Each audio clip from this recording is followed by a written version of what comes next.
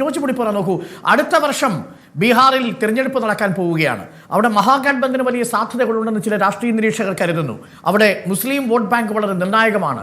ആ സ്ഥലത്തേക്കാണ് ആരിഫ് മുഹമ്മദ് ഖാൻ സ്ഥലം മാറി പോകുന്നത്. പകരം കേരളത്തിൽ പുതിയ സോഷ്യൽ എഞ്ചിനീയറിംഗ് നടക്കുന്ന സാഹചര്യത്തിലാണ് ക്രിസ്ത്യൻ വംശജർ കൂടുതലുള്ള ഗോവയിൽ ഏറെക്കാലം രാഷ്ട്രീയമായി പയറ്റിത്തെളിഞ്ഞ അവിടുത്തെ BJP ജനറൽ സെക്രട്ടറിയായി, ബീഹാറിലെ നിയമസഭയുടെ സ്പീക്കറായി, വനം മന്ത്രിയായി ഒക്കെ സേവനം അനുഷ്ഠിച്ച ഗോവയിലെ BJPയുടെ മുതിർന്ന നേതാവിനെ തന്നെ കേരളത്തിൽ ഈ പറയുന്ന സോഷ്യൽ എഞ്ചിനീയറിംഗ് നടക്കുന്ന തിരഞ്ഞെടുപ്പിന്റെ ഘട്ടത്തിൽ ഗവർണറായി നിയമിച്ചിരിക്കുന്നത്. അടുത്ത നിയമസഭാ തെരഞ്ഞെടുപ്പ് കഴിഞ്ഞ് 3.5 വർഷം കൂടി അദ്ദേഹത്തിന് കാലാവധി ഉണ്ടാകും എന്നുള്ളതാണ് വാസ്തവം. അങ്ങനെ 6ലേക്ക് വരുമ്പോൾ നേരത്തെ സൈബർ ഗ്രൂപ്പുകളിലൊക്കെ പ്രചരിക്കുന്നത് പോലെ അരസംഖ്യയ്ക്ക് പകരം മൂത്ത സംഖ്യ വരുന്നു എന്ന തരത്തിലുള്ള പ്രചരണം നടക്കുമ്പോൾ ഏത് രീതിയിലാണ് കേരളത്തിന്റെ രാഷ്ട്രീയം മാറാൻ പോകുന്നത്? അർലേക്കർ ആരിഫിനേക്കാൾ ബാധ്യതയാകുമോ സർക്കാരിന്? ആരോ പറഞ്ഞ ഒരു ഇതാണ്, കാതുകുത്തിയവന് പകരം കടുക്കനിട്ടവൻ വരുന്നു എന്നുള്ള രീതിയിലാണ് കാര്യങ്ങളെ ആളുകൾ കാണുന്നത്. സോഷ്യൽ മീഡിയ പ്രത്യേകിച്ചും ആ രീതിയിലാണ് ഈ കാര്യങ്ങളെ കരുതുന്നു. നമുക്കറിയാം, നേരത്തെ ഡോക്ടർ അരുൺ തുടക്കത്തിൽ കൃത്യമായി പറഞ്ഞതുപോലെ കോൺഗ്രസ് അടക്കം 5-6 രാഷ്ട്രീയ പാർട്ടികൾ മാറി പല പദവികൾ MP സ്ഥാനവും കേന്ദ്രമന്ത്രി സ്ഥാനവും ഒക്കെ വഹിച്ച് വളരെയേറെ പരിണതപ്രജ്ഞനായിട്ടാണ്, അല്ലെങ്കിൽ ഒരുപാട് അനുഭവ സമ്പത്തുമായിട്ടാണ് ആരിഫ് മുഹമ്മദ് ഖാൻ വന്നതെങ്കിൽ ഇദ്ദേഹത്തിന് അത്തരത്തിലുള്ള വൈവിധ്യങ്ങളൊന്നുമില്ല. അദ്ദേഹം ഒറ്റ പാർട്ടിയിലാണ് തുടക്കം മുതലേ ഉണ്ടായിരുന്നത്. അത് BJPയിലാണ് അല്ലെങ്കിൽ RSSലാണ്. അദ്ദേഹത്തിന്റെ കളരിയും അദ്ദേഹത്തിന്റെ തട്ടകവും അദ്ദേഹത്തിന്റെ അനുഭവജ്ഞാനവും അദ്ദേഹത്തിന്റെ പരിചയ സമ്പത്തും എല്ലാം ആ പ്രസ്ഥാനത്തിൽ മാത്രമേ ഉള്ളൂ. അപ്പൊ സ്വാഭാവികമായിട്ടും അദ്ദേഹം പൂർണ്ണമായിട്ടും ഒരു RSSകാരനാണ് എന്ന വിശേഷണത്തിന് എല്ലാം കൊണ്ടും യോഗ്യനാണ്. ഒരുപക്ഷെ ഗോവയിൽ നമ്മൾ കണ്ടതാണ്, മനോഹർ പരീക്കർ കേന്ദ്രമന്ത്രി ആയ സമയത്ത് മുഖ്യമന്ത്രി സ്ഥാനത്തേക്ക് പരിഗണിക്കപ്പെട്ട പേരുകളിലൊന്നാണ് ഈ പറഞ്ഞ രാജേന്ദ്ര അർലേക്കറുടെ പേര്. അപ്പോൾ ഒരുപാട് പൊസിഷനുകൾ അദ്ദേഹം വഹിച്ചിട്ടുണ്ട് ഗോവ രാഷ്ട്രീയത്തിൽ. മന്ത്രിയായിട്ടുണ്ട്, സ്പീക്കറായിട്ടുണ്ട്, അതുപോലെ തന്നെ മുഖ്യമന്ത്രി സ്ഥാനത്തേക്ക് പോലും പരിഗണിക്കപ്പെട്ട ആളാണ്. ഇവിടെ ചർച്ചയിൽ അതിനുശേഷം അദ്ദേഹം ഹിമാചൽ പ്രദേശിൽ ഗവർണറായി, പിന്നെ വലിയ സംസ്ഥാനമായ ബീഹാറിൽ ഗവർണറായി. ബീഹാറിൽ അദ്ദേഹത്തിന് പ്രത്യേകിച്ച് സംഘർഷത്തിന്റെ സാധ്യതയില്ല. കാരണം ഇപ്പൊ BJPയും അതുപോലെ തന്നെ നമ്മുടെ അവർ ഉൾപ്പെട്ട സഖ്യമാണ് ഇപ്പൊ അവിടെ ഭരിച്ചുകൊണ്ടിരിക്കുന്നത്. അതുകൊണ്ട് വലിയ പ്രശ്നങ്ങളില്ല. പക്ഷെ കേരളത്തിൽ ഇത് വ്യത്യസ്തമായ ഒരു സാഹചര്യമാണ്. ഇപ്പൊ അരുൺ ചൂണ്ടിക്കാണിച്ചതുപോലെ ഈ പറഞ്ഞ ആരിഫ് മുഹമ്മദ് ഖാനെ ബീഹാറിലേക്കും അവിടുന്ന് ആർലേക്കറെ കേരളത്തിലേക്കും ഈ കൊണ്ടുവരുന്നത് BJPയുടെ ഏതെങ്കിലും രാഷ്ട്രീയ ഗെയിം പ്ലാനിന്റെ ഭാഗമായിട്ടാണോ എന്ന് സംശയിക്കാൻ എല്ലാ ന്യായവുമുണ്ട്. അവിടെ മുസ്ലിം വോട്ടുകൾ ഒരു നിർണായക ഘടകമാണെങ്കിൽ, ആ മുസ്ലിം വോട്ട് ബാങ്ക് RJDയുടെ ഒപ്പമാണെങ്കിൽ, ഈ പറഞ്ഞ പഴയ പശ്ചാത്തലങ്ങളൊക്കെ ഉള്ള പ്രത്യേകിച്ച് ഒരു മുസ്ലിം നാമധാരി കൂടിയായ ഈ ആരിഫ് മുഹമ്മദ് ഖാൻ ഒരുപക്ഷെ ഒരു റോൾ അവിടെ അഭിനയിക്കാൻ ഈ മുസ്ലിം പൊളിറ്റിക്സിനെ ഒരുപക്ഷെ BJPക്കും അവരുടെ സഖ്യത്തിന് അനുകൂലമായിട്ട് ഏതെങ്കിലും രീതിയിൽ മാറ്റിയെടുക്കാൻ കഴിയുമോ എന്നൊരു പരീക്ഷണം വേണമെങ്കിൽ ഇദ്ദേഹത്തിനോട് നിർവഹിക്കാൻ BJP ആഗ്രഹിക്കുന്നുണ്ടാവും. വിജയിക്കോ ഇല്ല എന്നുള്ളത് വേറെ കാര്യം.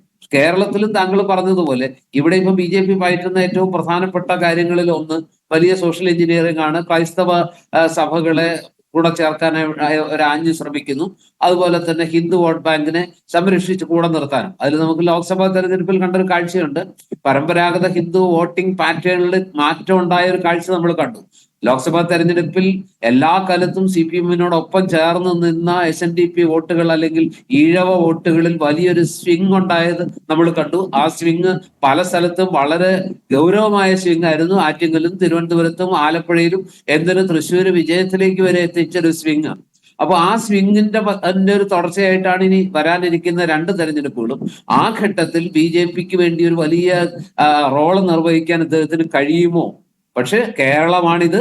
ഇവിടെ അഭ്യാസം ഒരു പരിധിക്ക് അപ്പുറം കടന്നാൽ അതൊന്നും അംഗീകരിച്ചു കൊടുക്കുന്ന ഒരു സ്വഭാവം അല്ലെങ്കിൽ ആ ഒരു രീതി കേരളത്തിന് ഇല്ല. അത് ഗവർണറാവട്ടെ, BJPയുടെ നോമിനിയാകട്ടെ, ആരായാലും ശരി, കാര്യങ്ങൾ തിരിച്ചറിയാനുള്ള ശേഷിയൊക്കെ മലയാളിക്കുണ്ട്, ഇവിടുത്തെ രാഷ്ട്രീയ പ്രസ്ഥാനങ്ങൾക്കും ഉണ്ട്. അത് LDF UDF എന്ന വ്യത്യാസമില്ല. ഇപ്പൊ ഇവിടെ തന്നെ നമ്മൾ കണ്ടല്ലോ, UDFന്റെ ശ്രീ മീരാൻ പറഞ്ഞതും അതുപോലെ തന്നെ അഡ്വക്കേറ്റ് അരുൺകുമാർ പറഞ്ഞതും ഏതാണ്ട് സമാനമായ കാര്യങ്ങളാണ്. ഇപ്പൊ ഈ ആരിഫ് മുഹമ്മദ് ഖാന്റെ ചീപ്പായിട്ടുള്ള പരിപാടികളെ എന്നും ബ്ലൈൻഡായിട്ട് സപ്പോർട്ട് ചെയ്ത അയാൾ സർക്കാർ വിരുദ്ധത നിലപാടാണ്, അല്ലെങ്കിൽ ഇടതുമുന്നണി സർക്കാരിനും മുഖ്യമന്ത്രി പിണറായി വിജയനും എതിരായിരുന്നു എന്നതുകൊണ്ട് മാത്രം ആ മനുഷ്യനെ വെള്ളപൂശാനോ അയാൾക്കൊരു ക്ലീൻ ചിറ്റ് നൽകാനോ ഒന്നും UDF തയ്യാറായിട്ടില്ല. പക്ഷെ ഒരു പ്രശ്നമുള്ളത് എന്താണെന്ന് വെച്ചാൽ പല ഘട്ടങ്ങളിലും UDF വളരെ ശക്തമായ പിന്തുണ കൊടുക്കുമ്പോഴും ഒത്തുതീർപ്പുകള് ഒരടി മുമ്പോട്ട് എന്താ പറയുക, ഇടയ്ക്കിടയ്ക്ക് ഹിറ്റ് ആൻഡ് റൺ ആണ് നമ്മൾ കണ്ടത്.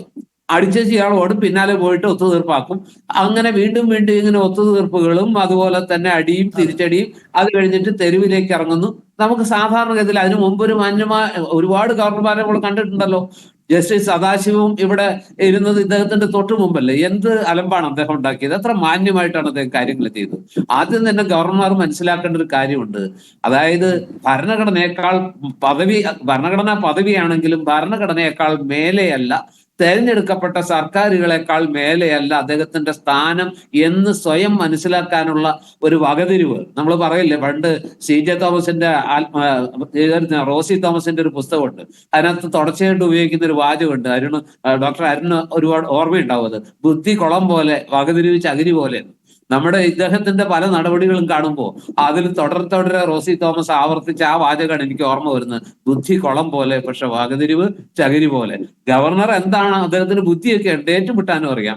പക്ഷെ ഇതൊക്കെ ഒരു തെരഞ്ഞെടുക്കപ്പെട്ട സർക്കാരിനേക്കാൾ മേലെയല്ല ഗവർണർ എന്നുള്ള ആത്യന്തികമായ ആ വിവേകവും വകതിരിവും ഉണ്ടല്ലോ, അതില്ലാതെ പോയി. പിന്നെ അദ്ദേഹത്തിന് പറ്റിയ ഏറ്റവും വലിയ കുഴപ്പം, നമ്മളൊക്കെ പത്രക്കാരാണെങ്കിൽ പോലും ഈ മുട്ടിന് പത്രക്കാരെ കണ്ട് ഈ ഇങ്ങനെ തെരുവിലായാലും എവിടെയായാലും രണ്ട് പത്രക്കാരെ കണ്ടാൽ ഉടനെ പുറത്തിറങ്ങി 4 ഡയലോഗ് തട്ടിയില്ലെങ്കിൽ ഒരു തൃപ്തി വരാത്ത ഒരു സ്വഭാവം ഉണ്ടല്ലോ. ഗവർണറൊക്കെ ഈ പത്രസമ്മേളനം നടത്തുന്നതിനൊക്കെ ഒരു നിലവാരവും അല്ലെങ്കിൽ ഒരു പരിധിയും ഒരു ലക്ഷ്മണരേഖയൊക്കെ ഉണ്ട്.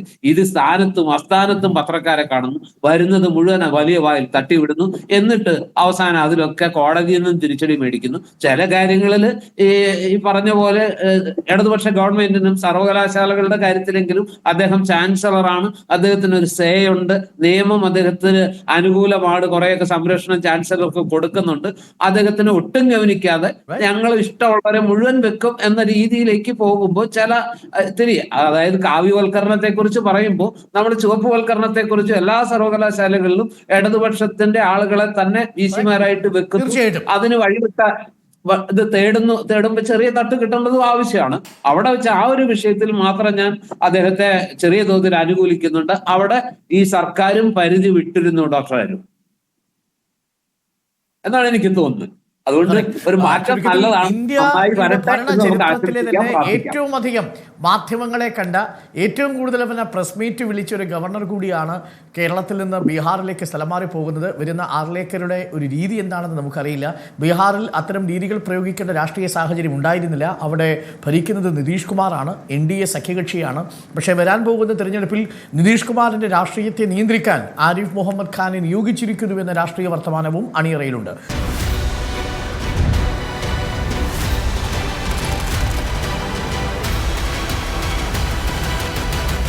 Debate with Dr. Arun Kumar.